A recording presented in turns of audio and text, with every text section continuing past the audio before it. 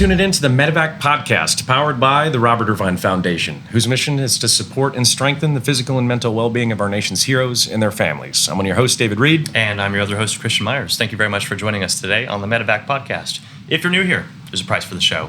You have to share it with a friend or family member if you're getting something out of today's episode. We've got a unique episode today. We're touching more on business topics today. I think you're going to get something out of it today, a little bit different than normal. Our guest is Sean Brown. We met Sean last year. He is the founder and CEO of Paragon. They are a brokerage company for the exchange services on military bases. So your AFEs, the Army, Air Force base exchanges, as well as the naval exchanges. And Sean is actually our broker at Terra Arma. Got a pretty interesting topic today. So thanks for joining Sean. the show, all the way in Hawaii. Happy to be here and not complaining about the location whatsoever. Can't complain, and opening up our first experience with you guys in the naval exchanges has been absolutely exciting. We'll dive into that in a little bit. We didn't know the brand was going to hit it off so well, and I think it's a beautiful spotlight of the partnership that we're about to form. So thanks for coming on the show. Before we get into the nuts and bolts of that, let's peel it back and find out who you are a little bit. I know you have some huge connections to the military outside of what you did in this exchanges, your dad being a CW5. That's right. Dad's a CW5, retired after 37 years of active duty. So we lived all over the world, mostly in Germany, quite frankly, which we still consider home. But 37 years, and my dad's my hero. And that started my passion for the military exchanges. I have a dad and a mom that are second to none in how I was raised. I've heard a lot of stories about people that had, unlucky, unfortunate childhoods. I had the opposite. I had the best of what I think parents could offer. We weren't rich. In fact, we were poor. My dad, when I was born, I think my dad was an E3. Oh, yeah. So our treat was in Germany when they got the first Burger King. We drove like an hour and a half to Ansbach, Germany to go get a Whopper. And once a month, Dad and Mom would take us to go get a Whopper. And that was like my brother and I were like so excited. Like, oh, we're going to get a Whopper. Oh, man. But we never wanted for anything. We didn't know that we didn't have any money because my parents always stretched the dollars that they had and always made us feel happy. And we had a family unit over there as well. We still do. My mom's family over in Europe and then my dad's family back in the United States. So we were always looked after and we kind of had just great childhoods.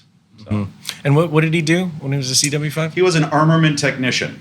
Mm-hmm. So he had a great job. At the end, he was basically flying around to various military bases around the United States and around the world, inspecting their small arms repair facilities. So he would go in, and he used to tell me he used to love it because I had no idea until I met, other people in the military how rare it is to meet a CW5. I was really proud of my dad, but now that I'm older and people say, I'm a W5, wow, that's a pretty rare rank. Oh. But Dad used to tell us stories because when he would fly to these bases, the commander, the base commander, always wanted to pass these inspections, right? Mm-hmm. So he kind of got wined and dined as soon as he got there. It's like, hey, Chief, we're going to pass today, right? Oh, by the way, here's some cookies. I understand you like chocolate chip. So, it started early with making Dad feel good, but and he didn't bring that into the home. Like a lot of the kind of the upbringing you have, the military brats or whatever, whenever you're traveling, you have that like strong father figure who's like, I'm going to incorporate the military in him right away. And that didn't happen with you. Not at all, man. It's the opposite. So one day, my dad is a loving and caring guy. By the way, he's still our CFO. I'm the only 54-year-old man running a $250 million company that has to ask his dad for his allowance. I'm like, hey, Dad, can I get it in advance? I'm going to Hawaii. What exactly do you need it for, son? I'm like, leave Dad. But no, he didn't bring it home. My dad is just a really loving and caring guy. But I'll tell you, one day when I was like 12, I guess maybe, it was bring your child to work day. And at this time, my dad wasn't a W5 yet. He might have been a W4 or even a W3 at that point. I don't remember what his rank was specifically, but he still ran a team of repair people and engineers and stuff that were working on stuff. And I got to his place and I was so proud to be with my dad, and we're walking in, people are saluting him and, hey, Chief, good morning, Chief. And, always made me feel so proud. And he says, now, son, do not repeat at home what you're going to hear here today. And I said, oh, okay, Dad, no problem, no problem. Well, I walked in. It was F this, F that, oh my God, this isn't fun. It was just F-bomb after F-bomb. Yeah. I'd never heard my dad cuss. And during that time, that day at work, I never heard him stop. Yeah. Right? So he was able to turn it on and turn it off. So to answer your question, he never brought it home. I was shocked. I mean, when I saw that in him. And then when we got home, he was like, man, that was so fun today having you at work, son. Really enjoyed it, So a lucky son. I'm a lucky son. But he's direct with you, right? We kind of were talking before the show a little bit about like you're wanting to be in the military, kind of follow your father's footsteps there. He's direct, but in a compassionate way. He's in a compassionate way. I told you that story. I do you want me to go into that? Absolutely. I wanted to. My dad's my hero. My dad is everything to me, quite frankly. And when I was getting ready to graduate high school, I had pretty good grades. I spoke German fluently. I thought maybe I could be something of significance, and I had I had a passion for planes. I flew remote control planes. I just loved everything about planes, and I really wanted to be a pilot. So, unbeknownst to my father, I had written off to California with the help of a guidance counselor at school. I'd written off and requested a congressional. Tony Coelho, it came to me. Tony Coelho was our congressman, and I asked him for a congressional nomination to the Air Force Academy. And when it was all, I sent the letter. The school helped me send the letter off, and then I got home and I was sitting and I asked my parents to join me in the living room. I said, I have some important news. Mom and Dad, I've applied to go to the Air Force Academy. And I expected them both to say, oh my God, we're so proud. But my mom started crying. Oh no. She goes, oh no, my son, 9, you'll be crashing. And then my father said, well, son, he says, I'm proud of you for taking the initiative. But I just want to point out something. We've been stationed here at Nuremberg for 3 years, and you still occasionally get lost walking to school. He said, I just don't think you're cut out for the military, and I really don't think you're cut out to fly planes, son. I just don't think that's going to be an option for you. And, I think I was 16 at the time. Maybe I was 17. I think I went to my room and cried. I don't know if I need to admit that, but I think I did. Brutal but it was honesty. The best fucking advice anybody ever gave me, because in doing so, he didn't just say, oh, you're stupid or don't do that. He said, son, you have so many great qualities. You like people. People like talking to you. You're always fun. You make people laugh. He goes, you have so many strengths. Don't feel like you need to emulate what I've done. I'm different than you. And you're not going to beat him, right? No. He went as high as you could go. CW5 would have been. That's a tough one. That's a tough one to go into. But what I really love about that too is just direct advice. I'm all about hopes and dreams, but within reason. Mm-hmm. So he kind of gave you that advice, and you took it to heart, obviously. Yeah. And that repivoted you into what direction? Well, basically, I did what everybody did at that point. For all of us brats, and hopefully we have some brats listening to this podcast as well, because the military brat life is a little bit different, obviously, than the active duty life. But what I learned from this, what came from this whole experience, is that I should just start at the base, start at the bottom, right? And I went to the exchange, like many people did. I went to the exchange and I started working in Nuremberg, Germany. I was hired by the exchange as an HPP2, I think, which is not quite the lowest rank, but I had some computer knowledge, and so they put me as an HPP2, and I was really successful, and I loved working for the exchange, man. It was called APHIS back then, and it's still the Army and Air Force Exchange Service, but our director, Mr. Scholl, has since rebranded it the Exchange, which is a little confusing sometimes because they're all exchanges. The Navy Exchange, the Marine Corps Exchange, the Army and Air Force Exchange, the Coast Guard Exchange. But I worked for the Army and Air Force Exchange Service, and I did about 5 years with them, 3 years in Germany, and then 2 years when my dad moved back to Fort Lewis, and I was still living at home. And I enjoyed it very much, and I took great pride in helping our Army and Air Force guys select product. I worked in the computer departments, and we had started selling Apple computers, and we just were selling a lot of them, quite frankly. Back then it was Apple II GSs and the predecessor to the Macintoshes and things like that. We sold a lot of computers. And we had some naval bases there, and the guys, I could always see when they showed up because they'd be glowing in the dark, and I knew they had money, right? Because they hadn't seen sun for 6 months. Yeah. I could see that guy's got a lot of money. You know, he'd come in and be pasty white, and I'd go, "You're here with some bucks." He goes, "How'd you know?" I go, "It's written all over your face, man." But Yeah. these guys would come in, they'd be, E3s, E4s, but they'd be out on deployments, or I don't know what you call it in the Navy, but for months at a time, and they would get all their paycheck when they surfaced. So they would come into the exchange with $20,000. Yeah. And they would buy, here's an E3, E4, he's buying some stereo equipment, he's buying an Apple II GS and a laser printer, and he's spending $8,000. And I'm like, wow. So, but I took pride in it. And obviously, like, I've befriended you guys. Growing up on a military base, most of my friends were actually active duty guys. So I hung out with them and went to the NCO club and, drank until I passed out and, that kind of stuff. I paid my dues in that way. Yeah. Absolutely. But my passion for the exchange grew. And eventually my experience with Apple Computer led to them giving me a job. And then eventually that led to me getting a job with another military exchange broker that represented Apple at the time. So I became the Apple rep for the military exchanges and watched Apple kind of go through their phase of growth as they did.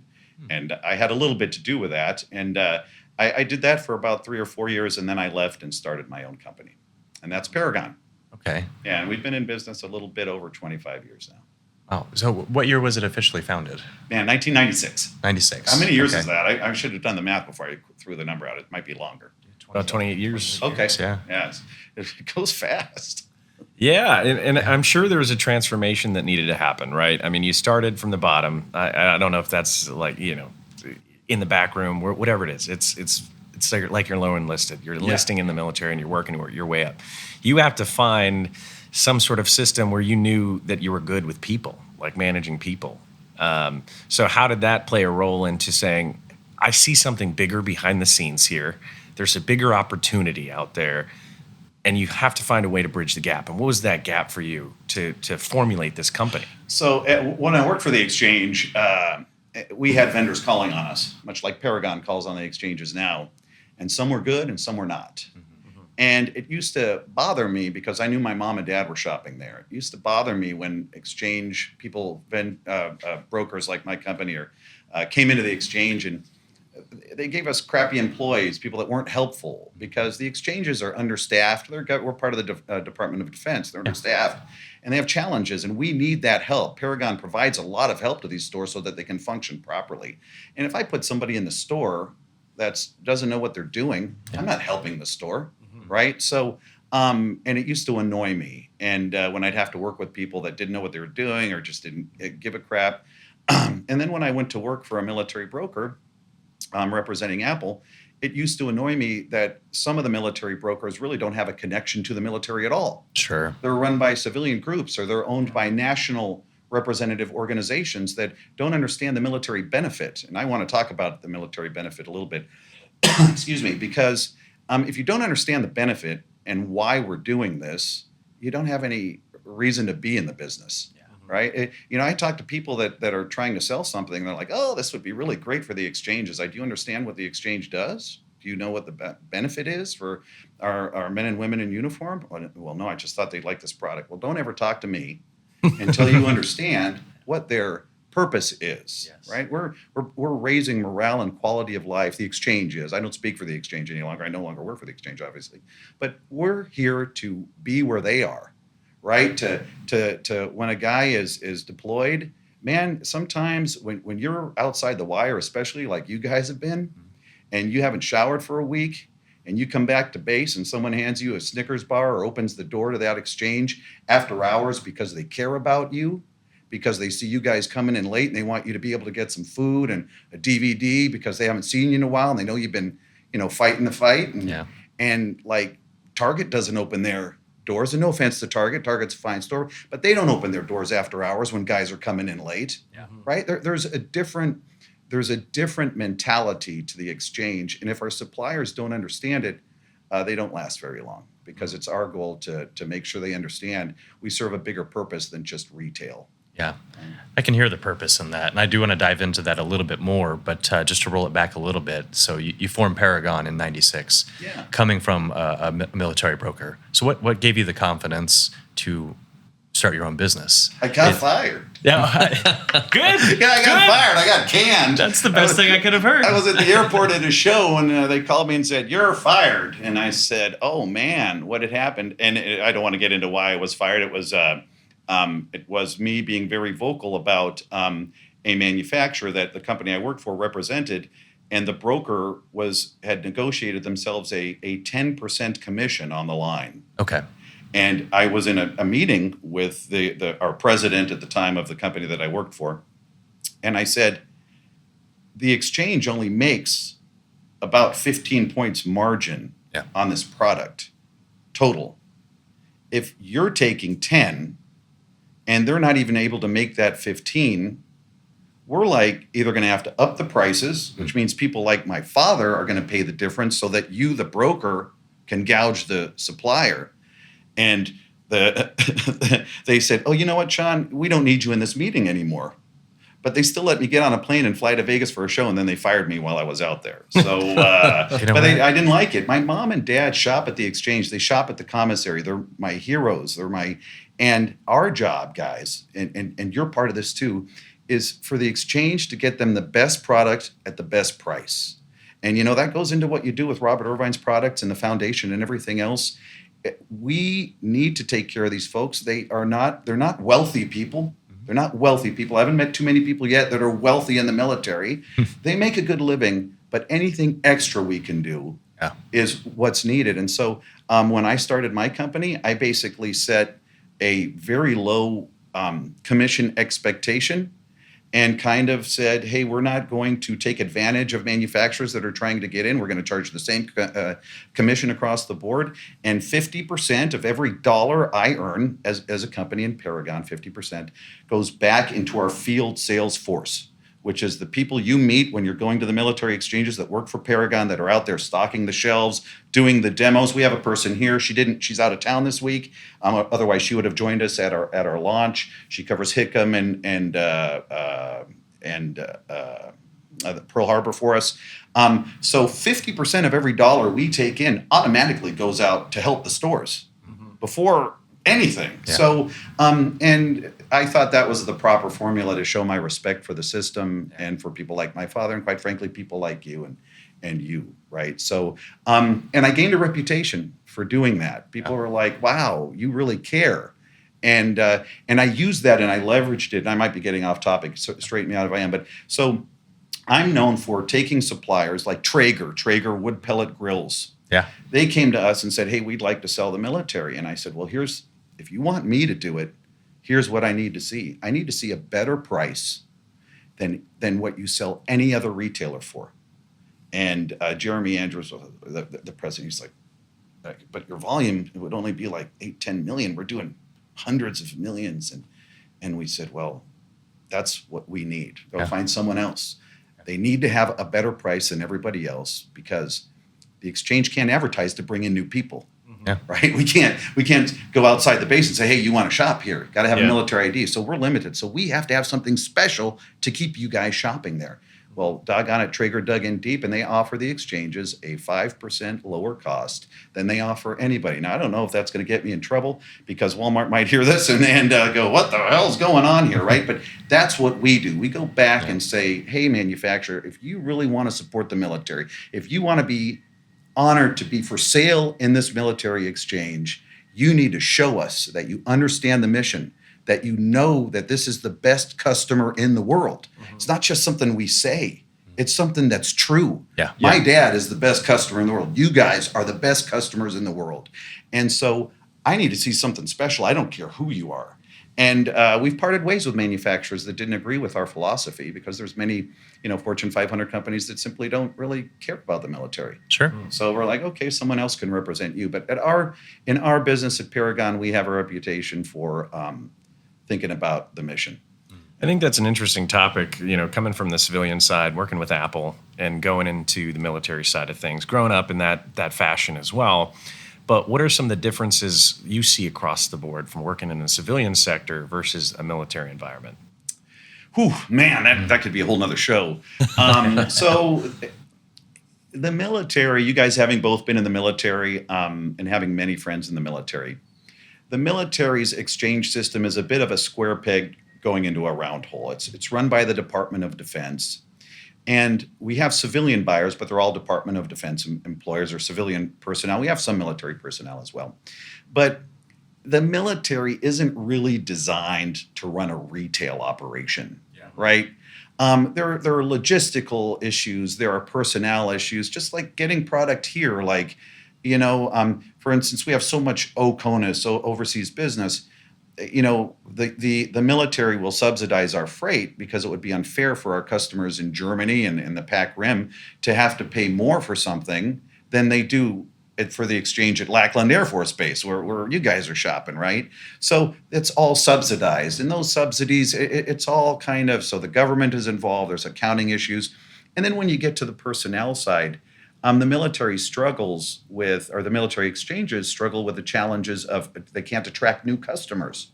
So, if you get fed up with your experience at the military exchange and you go, you know what, they didn't have what I wanted to buy today, I'm going to just run over to another store that's closer to my house, you might never come back. And there's no way for them to get you back because they're not sending out, hey, they can't advertise, really. They can advertise to their clients, but they can't advertise outside. There's no APHIS or Navy exchange commercials on TV saying, come shop at your exchange. Yeah. So they're limited that way. So they have a lot of handcuffs. And so what they have to do is they have to adapt and they have to form partnerships with, quite frankly, extraordinary brands like Terra Arma and the Robert Irvine's brands, right? And they have to look for support because they have a relationship with Apple, and I don't want to be critical of Apple. We don't work with Apple anymore. But Apple just kind of says, this is what you get. This is what you sell it at. We'll see you later. Don't call us. We'll call you. So, of course, they have to carry Apple because they need to have it at their store to be a well-rounded assortment. But what the military has done to adapt to that is they look to people like you guys that are bringing a new brand or something exciting that's more specific to their demographic, right? And they get behind you and they get behind Robert's lines and they realize the partnerships and the experience that you bring will eventually overcome and supersede the need for other brands, right? So they do a lot of that, a lot of partnerships and things like, and you guys have been the beneficiary of that, I think. And you're part of that. I mean, you bring a lot of new businesses and organizations to the exchanges. So you're part of that vetting system as well. That's right. 27 years of a business before we even got connected, right? We come down and we meet with you. And how is it for you when you got these new guys, you just heard about them, they're coming in for a business and you're like, okay, it's just another t-shirt business, right? Like, how do you find and laser in on that passion from someone?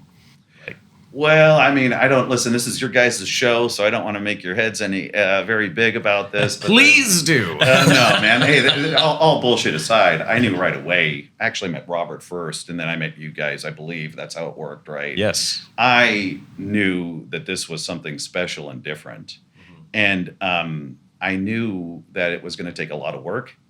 But guys, I've told you this, and I'm not sure if you want to get into this now, but I've really never run into a brand that I feel fits the military exchange demographic better than yours, ever. And we represent over 100 major suppliers, that brands you're familiar with, Cuisinart, Black & Decker, GE, Sonos, Traeger, MTD, Charbroil. We have these brands across the entire exchange. We're a significant company in the exchanges, but when I saw you and realized what your story was and that this was really a product born of combat experience, and I realized that this was something special. And so instead of handing it off to a sales manager, I decided I'm going to be in this one myself. And you guys know from hanging out with me, man, I take great pride in working with you guys. I have found another level of feeling honored to be part of something. I always knew I was doing great. My dad always tells me he's proud of me, and that really makes my day when my dad says, son, that's so nice what you did in that meeting. That was so great. The exchange is going to do so well with that. But this is a whole nother level. And I don't know if we're going to get into specifics about why I think so, but I will tell you that this is probably the first 100% pure military brand I have ever run across that fits the entire military demographic 100%. There's nothing else like it. I mean, I can sell someone a Traeger grill, but some people don't cook. Sure. You know what I mean? But in this case, you guys are filling a void that I didn't even know existed until I met you.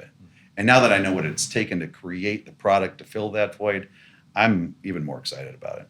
And I think it goes to show that we talked about this on numerous times too, is that the exchanges, they don't have that opportunity to brand and bring in people or market, whatever it is, as much as a typical organization does. So they're kind of struggling to keep people going to the exchanges, right? Correct. Absolutely. So I think that, in our in our talks through this and with the command over there as well, is we need something that's going to live in the military, right? Be born out of it.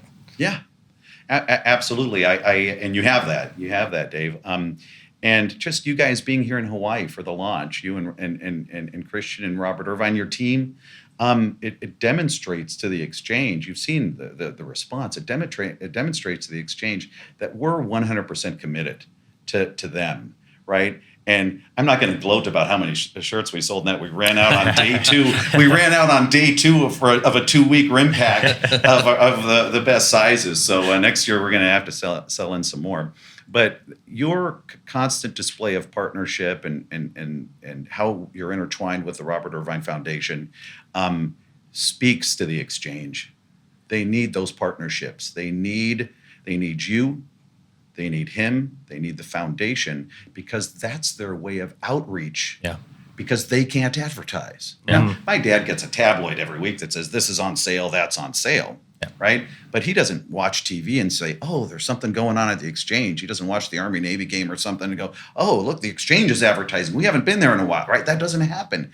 And so these partnerships where just all of everything is aligned perfectly are a great way of reaching more customers.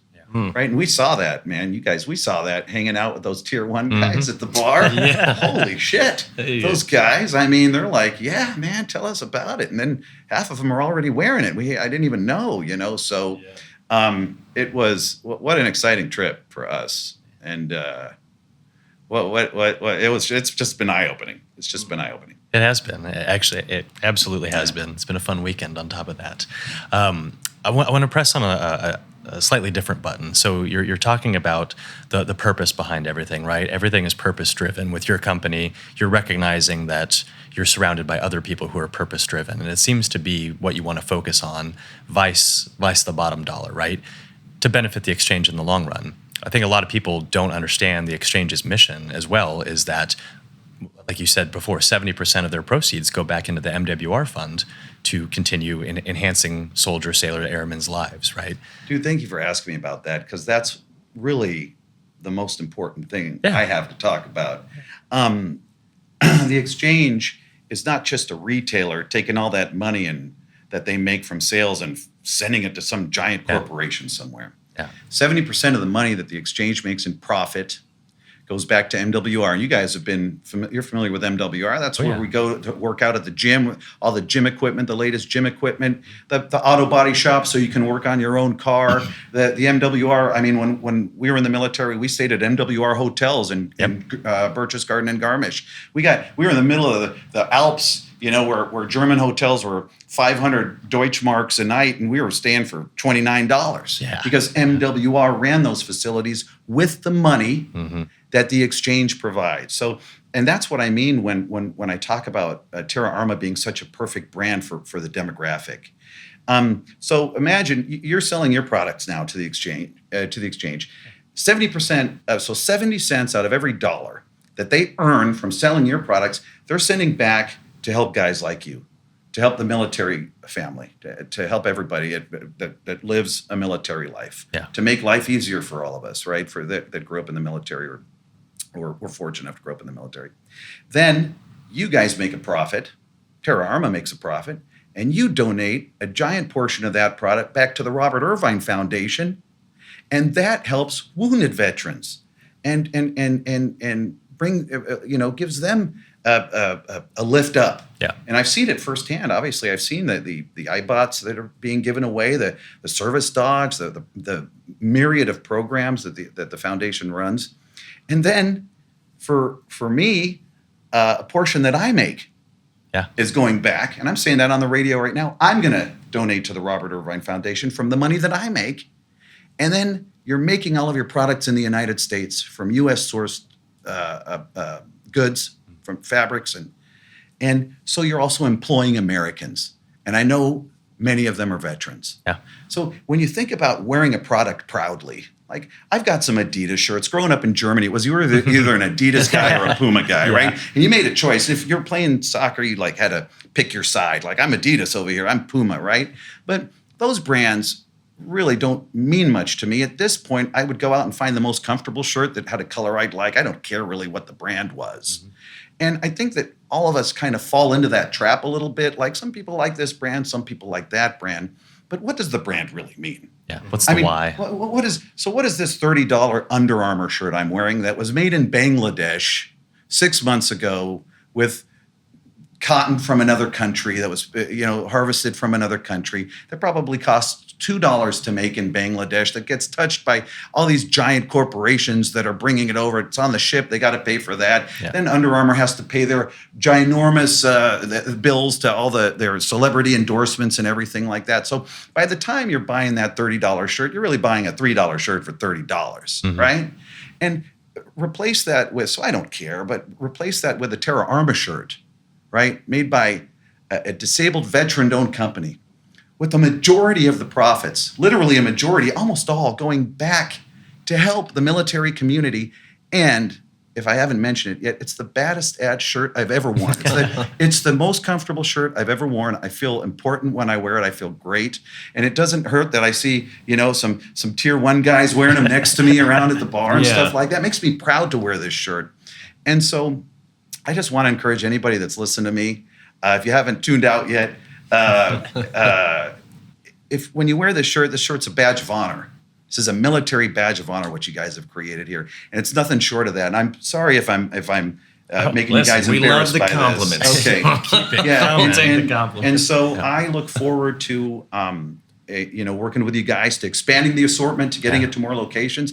And I just want to tell the listeners, if you're not familiar with the product, if you're not owning a Terra Arma shirt, or any Terra Arma piece of clothing, go to the exchange and ask for it. It's available at many exchange, coming soon to most exchanges, and wear it like a badge of honor, because what it means when you wear it is that you get it. You get it. Yeah. Right? You understand. So, and that's really what this is about now. When I see you guys wearing these shirts, when I see Robert wearing these shirts, I'm like, you get it.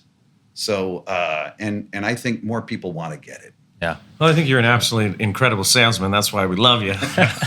And that kind of goes into the next piece of this too, is just being an entrepreneur yourself and building this thing up and recognizing that community and behind the scenes of a brand is really important.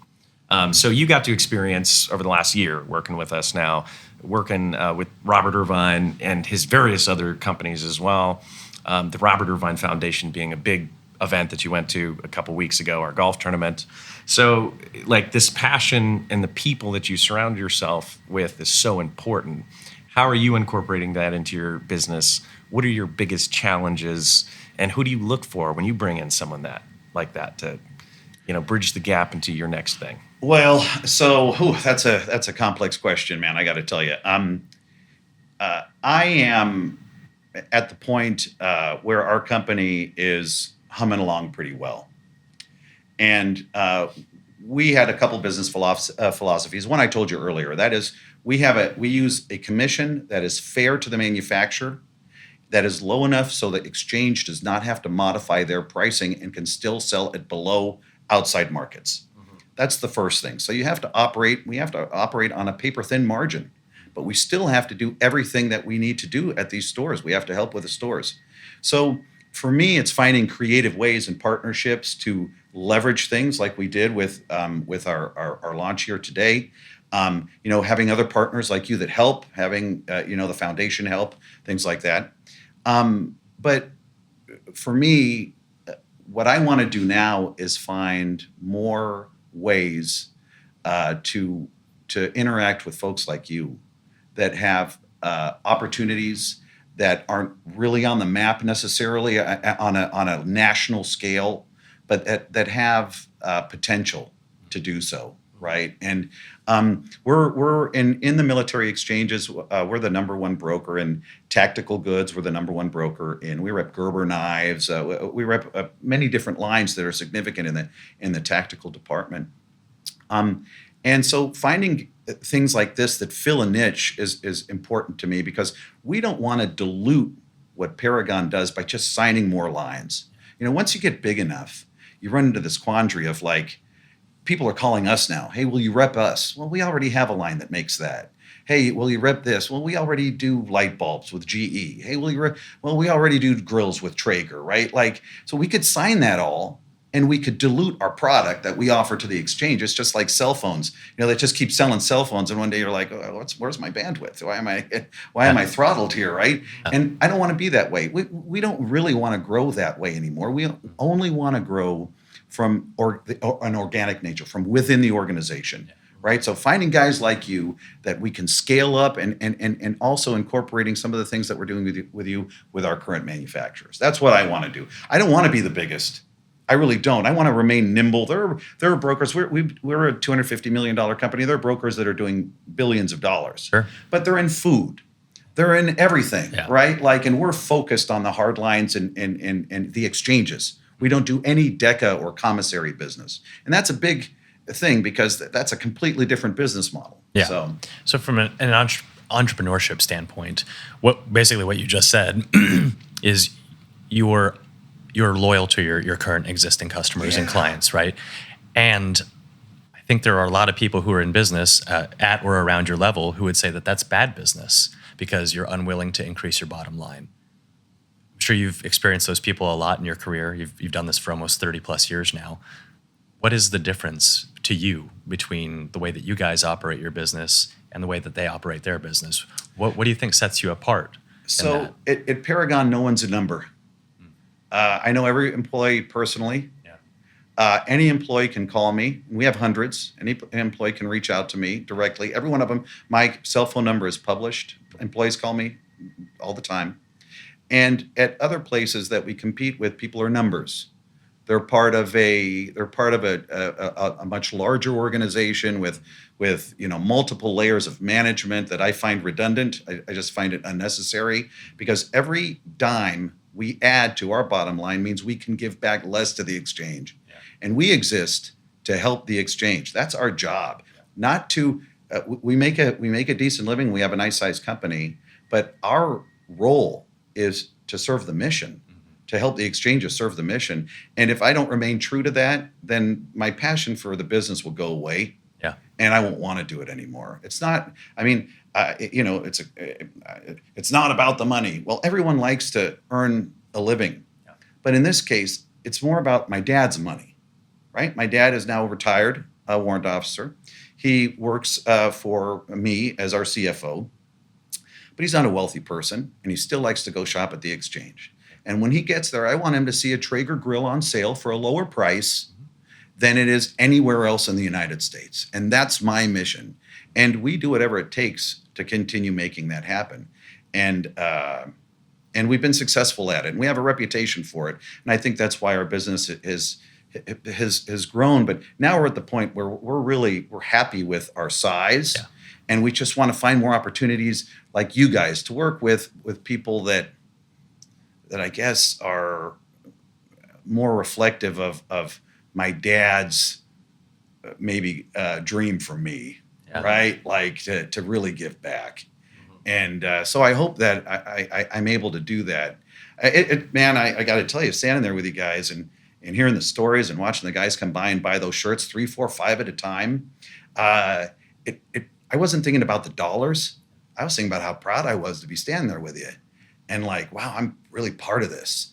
And you guys have been so kind to me. And you're like, oh, Sean, we couldn't have done it without you and everything. So then I was like, and then I look at you guys and I go, listen, that's very kind of you. And a lot of people have thanked me for what we've done. But you guys invented the product. You took the risk on it. You found a partnership. you put it together. I'm just grateful that you picked me to partner with to get in the exchanges, because I love what you're doing, and I wouldn't want to not be doing this. Well, I think, we just heard from Mr. Robert Irvine, is that, he gets bored. He's got to find a new challenge, right? There's always something to do and something to push as well. So if you're not meeting people that are pushing that passion, you're going to falter, right? So I ask you that is how do you keep yourself fresh? Like what's next for Paragon? Like, it can't just be, just not moving, right? No. So for us, personally, you guys know, having been told by my father years ago that I shouldn't fly, I'm taking pilot's lessons. I'm 54 and I'm taking pilot's lessons, right? And I'm scared to death, right? There's a lot of crosswind up there in Texas, so it's never a straight landing. But no, I'm not saying that I don't want continued growth in our organization, but Paragon is part of a conglomerate, so we have several other companies. We make furniture. We have the largest brand of salon furniture in the United States, called Puresana, and every Sally Beauty Supply and Armstrong McCullen Beauty System Group around the world buys Puresana salon furnishings, and I make those products overseas. So I'm involved in that as well. And so I've got a lot of things and moving around, but I also have a 3-year-old, right? Like, so, when I tell my wife, I'm going to Hawaii for work. So I got to be home a little more. So I am also trying to, delegate as much as I can. But I'm keeping my pet projects, which you guys are one of, that are near and dear to my heart. I'm still working on those personally, and I will continue to do that. I don't know. I'm like that too. I'm a little OCD. I do get bored fast, and sometimes I have felt like, and I've actually told you guys this privately. I felt like sometimes it's like Groundhog Day with the military exchange business. It's like, I've been at every hardware show for 25 years, right? Like, here I am again, here I'm doing the same kind of thing. Repetitive. And that's why when you guys knocked on the door and we started talking, you guys have kind of helped me rekindle my passion for some neat things. And like I said, I know it feels maybe like you guys think I'm overstating it a little bit, but it can't be overstated how exciting it is for me to be part of this. Like, this is a big deal, and it's just so fun to watch something that I didn't even know existed just flower up, and suddenly people are at the store going, "What do you mean you're sold out of my size?" Like, right? Like, hey, this wasn't even here 6 months ago, and now it's like on fire. You know what I mean? And so watching that certainly gives me a lot of personal satisfaction, man. Well, I think that goes to something we talk about, Robert and the whole team is just surrounding yourself with good people, and really continuing to just push. Surround yourself with good people, and you have a good story. Showcase what it is. It's not about the T-shirt. It's not about the Fit Country Bar. It's not about you see what's going on in the background, and that's what makes it such a powerful thing. So Robert was talking about that earlier, and I have that exact same philosophy. I don't hire necessarily the most qualified person for a position. Mm-hmm. I hire the best person, a good person. So I can train anyone to almost do anything. But I can't train someone that comes in with an ego or a problem to get rid of it, right? So we have a lot of people. We interview people pretty regularly, and I'm involved in a lot of the interviews. And I'll get people that come in, they're like, "Oh, I can bring you this account, and I can bring you that account. Oh my gosh, I can bring you this," and I'm like that, and da-da-da-da-da, and here's what I'm going to need. And I'm like, okay. And then I bring people that say, "Hey, I want to learn. I'd like to work. I have a background in business. I have worked with someone. I worked for the exchange for a couple of years." And, and for me, if they're qualified, I always hire the nice one. And then my whole office, you guys have been to my office, we get along, right? We're a dog-friendly office. We got 20, 30 dogs running around. I think the coolest thing is you have your dad's full uniform in a case. Fuck yeah. I'm sorry. Hell yeah. But yeah. I have my dad's uniform. When we opened our new office, our headquarters office, which is about 16,000 square feet in Grapevine, Texas, I put my dad's office right at the front, right when you walk into the right, and then I built this giant glass case, and that's his presidential uniform. and he only wore it a couple of times, and my dad won the Meritorious Service Medal. And I guess he's told me this, and I'm not sure if it's true or not, but that and the Medal of Honor, I guess, are worn around the neck. And it's certainly not a Medal of Honor. I'm not comparing it to the Medal of Honor, but it's beautiful on the uniform, right? To see it, and all my dad's, awards and everything else. And I have a picture of him standing with mom when on occasion when he did wear the uniform. Everyone that walks into my office sees my dad's uniform. And when someone new walks in, the first thing I do before taking them on a tour, the tour starts with a viewing of my father's uniform. And then hopefully he's there. He's been golfing a lot lately, but it's hot now. But hopefully he's there. Then I introduce them first to my father and say, this is why this all exists. And then I give them a tour of the operation and our facilities and stuff like that, and introduce them to the rest of the people. But literally no one can walk into my office without seeing my dad's uniform. And I think that made the biggest difference. Like when I first walked in your facility too, just seeing that uniform there, obviously there for a reason, very well done, was like, this guy gets it. Yeah, my dad's a cool dude. He's all right. Yeah. I think that's what you're saying is something that we've heard since we started our entrepreneurship journey. We started a few years ago. We've been lucky enough to have a lot of mentors behind us, a lot of very powerful, very experienced mentors guiding us, yourself being one of them. And a lot of the things that we've been told is to chase the passion, not the money, right? And that's all I can hear you saying in a different manner. But chase the passion, not the money. The money will follow. As long as you're doing what you love, as long as you're doing something that serves the benefit of someone else, the rest will follow. There's a lot of people who are looking to get into business now. And that's kind of a hard balance. Do you have some words of wisdom or thoughts on that? That's complicated because there's the cliche that you can say, if you do something you love, you'll never work a day in your life. Yeah. But I was actually, when we were talking these last couple of nights at the bars, when we've run into so many people, so many military people here for RIMPAC, especially the guys we ran into, the first level guys. They're so humble. They're so humble. And I've been trying to put together a formula. It's amazing to me that people that conduct some of the most dangerous things in the world are at the bar and don't even mention or of themselves or brag or anything like that. And I started thinking about that humility. And for me, humility is very important with an employee. I need humble employees. So I think that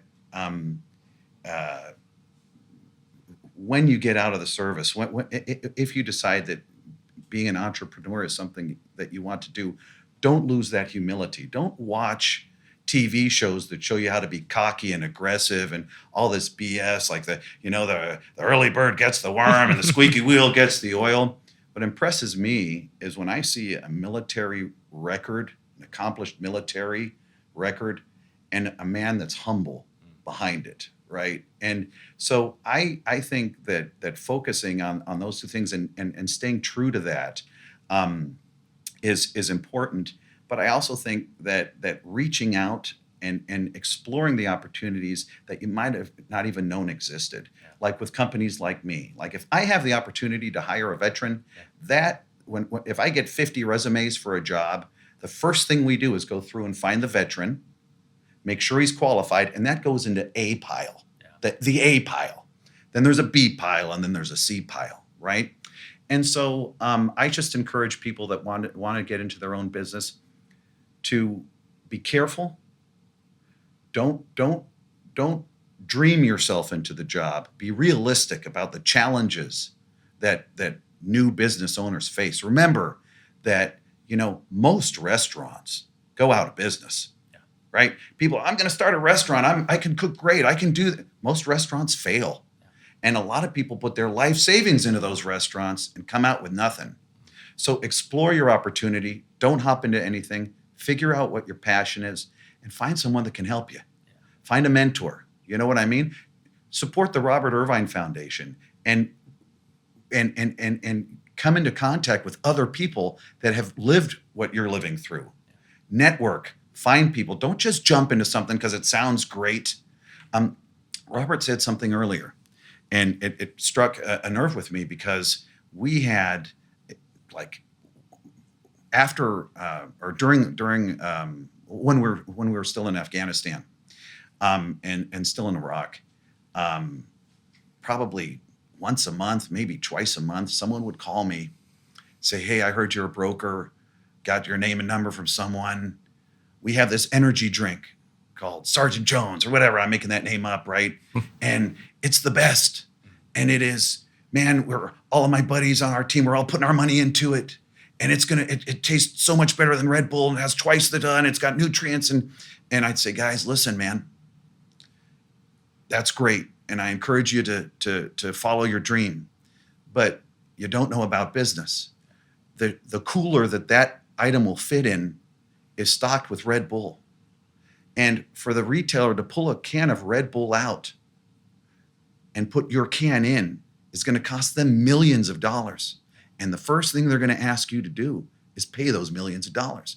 If you want into that cooler at this store, I need front money, because how can I pull a Monster Energy drink out that I'm selling hundreds of a day and put it with an unknown, unadvertised, unnational brand?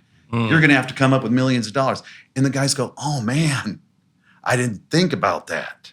Like, I think that could drive a little bit of success as well, being blind, like navigating in the blind as well. Ignorance is bliss, right? You know, we have these conversations across the board where they're like, "Dear God, why would you open an apparel company?" You know, and you're like, "Because we'll do it, Ranger Smash, right? Whatever it takes." And there's a sense of naivety there. That gets you through it, right? You take it one day at a time because you don't know what the expected is. If I had known all the knowledge I had now, I probably would have said no, you know? Yeah, well, I listen, I encourage everybody to follow their dreams, man. Yeah. But I don't want to see anybody come out and take their money and put it into something because not understanding business yet. Yeah. You know, we're lucky, man. We're all like, everybody I've met here at Terra Arma is this guy too. You're good guys. You're empathetic, right? You care about your fellow man. But when you get out into the real world of business, and which you guys are in now, obviously, and you start dealing with the people that distribute Coca-Cola and stuff like that, you might run into some kind people. But you start messing with their business, and you get the hammer. Yeah. And you got to be prepared for that, right? Like, trust me, when this Terra Arma grows to where I think it's going to grow, at some point, you're going to get the attention of somebody, a Nike or somebody else. They're going to say, "Holy cow, these guys have grown this business into this huge thing. We should start making a shirt like that." You know what I mean? They're going to try and knock it off. They're going to try to do it. And business is cruel that way, right? They're not going to give you a say. As soon as you're big enough to get on their radar, they're going to have a plan to get your business. And so you always got to be dynamic. You always got to be thinking. And you always have to be loyal to your customer. You got to give them what they want. Never cheapen your product. Never, no matter what, right? Like, never, I love that about you guys. When you started talking to me about the product, Christian, you sound like a doctor of fabric when you start going through that, you're like this kind of stuff. And I'm like, my God, that's like you could write a thesis on what's gone into this shirt. Yeah. You didn't just go somewhere and buy a shirt and put a name on it and say, "Hey, please buy this." Yeah. You guys developed something that is better for the health of your customer. And so that is what is going to help make you guys successful, right? Like, when I wear the product, I feel better, I'm proud, but I can tell it's also a better performing product. And so, and I know you guys have talked about it before on your show, and I'm not going to get into details, but I'm sold on the product. And I see, as people were coming through and we were saying, "Hey man, our shirts," and he's like, "Oh, I just bought 5 yesterday at Coronado. We're buying them already." We didn't even know that so many people are already shopping on these goods, having just launched. I mean, this is one of our grand opening launches. Yeah. So it's pretty cool to say, "Hey, I'm launching a new product," and have people go, "No, you're not. I already own 10 of those. The whole unit's got them, man. We bought them last week at this place. You're not launching shit." Like, you guys are late to the launch. Yeah. You're late to your own launch. Late to your own party. Where have you guys been, man? We're all wearing these shirts already. Right? So, yeah. Oh, that's funny. I love that. Well, Sean, we really appreciate your time today. We really appreciate all your guidance and your passion over the last year of knowing you. It's been really exciting. We appreciate you taking the opportunity to meet with us, and I'm really glad to hear that we share something very similar. It's the passion for the service member. It's the passion for giving back, and that's really what I got from you today. Is if you're seeking the passion and not the dollars, you're going to go far. But I really want to thank you for being a good mentor to us and for taking the opportunity And believing in us. because you gave us a massive opportunity. You did, and I helped you. I just Yeah. helped you a little bit. I gave you a little nudge. yeah. But guys, man, thank you. But there's honor in what you do. There's honor here, and it means a lot to us. So thank you for your kind words. But I really want to thank you. I think you guys are doing something very special. Well, this is just the start. We got many more years together, and I'm looking forward to seeing what we could do for it. Because if this is the start, if we're hanging out with those dudes at the bar, these guys In 30 Hawaii. years, in Hawaii, doing the launch at Pearl Harbor, how incredible is that? On the year of the 80th anniversary, by the way, Yeah. right? It's been absolutely incredible, and we're really looking forward to our future friendship and partnership together. So thanks for joining the show today. Really appreciate you. Thanks, guys. Appreciate you. This has been the Medevac podcast, ladies and gentlemen. Thank you very much for watching. If you are interested in reaching out, head over to our Instagram. It's the easiest place to reach us. It's at Medevac Podcast, MEDEVAC Podcast, or medevacpodcast.com. We'll see you guys next week. Until next time. Bye.